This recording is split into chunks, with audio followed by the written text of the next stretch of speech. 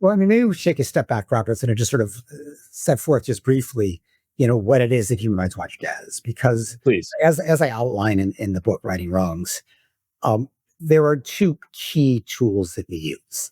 One is to shame governments that violate human rights. And that is possible because in today's world, every government pretends to respect human rights. It's a basic matter of their legitimacy. And so if you can show that, in fact, they're not looking out for their people, they're not respecting rights, they're just looking out for themselves, that's embarrassing. It's delegitimizing and shameful. And governments go to great lengths to avoid the quite intense spotlight that Human Rights Watch was able to shine on that kind of misconduct. I mean, but when I left, it was 1,000 media mentions a day. So this is very delegitimizing. And governments at first would respond by, attacking us by saying we didn't understand, we were biased or whatever. But this kind of spin effort didn't work. We were very careful about the facts. And ultimately, they would recognize that they weren't going to get rid of the bad press until they changed the bad conduct. And that's how we began to make some progress.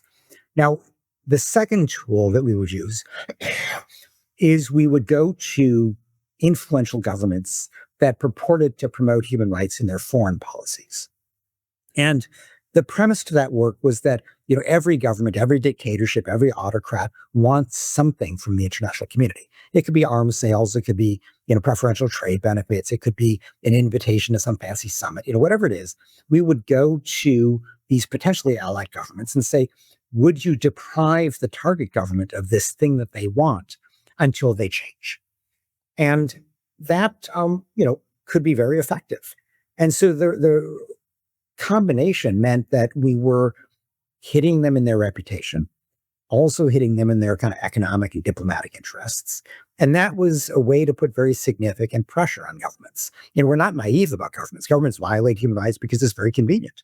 It's a way to stay in power. It's a way to get rid of the opposition. So our job was to change the cost-benefit analysis behind that repression, and to do that by, raising the cost of the repression. So that's, the essence of what we did. Now, your question, did we make tactical compromises? I mean, in a sense, yes, all the time, in that one thing we learned very early on is you don't go into, one of these allied governments with, kind of vague philosophical requests, stop torture, treat women better. It's just too vague. And so what you have to do is to sort of study them, really do research in advance and figure out, okay, what is on their agenda that we could nudge in a positive direction that would make a difference.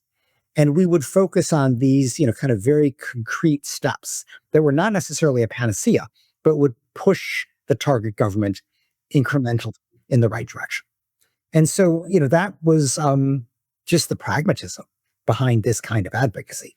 Now, I give one example in the book where we actually compromised even on the goal a little bit. So this is our effort to secure a treaty banning child soldiers. And what we wanted, the Convention on the Rights of the Child defines childhood as anybody up until they turn 18.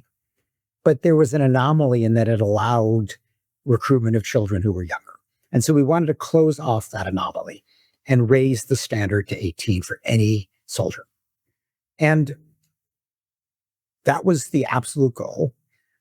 It turned out that the US, which tends to be allergic to any treaty, was willing to join on, and they were willing to prohibit children in combat.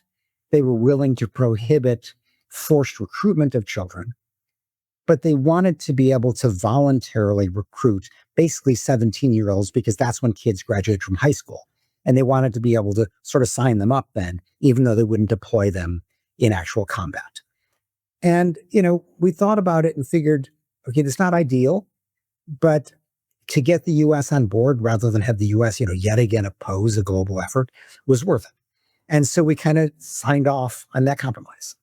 And that is, that's an example where you just have to be pragmatic. The end result was a strong treaty, that banned child soldiers around the world. It's broadly supported, and it had the support of the United States, which we wanted. But, we didn't get everything we wanted there.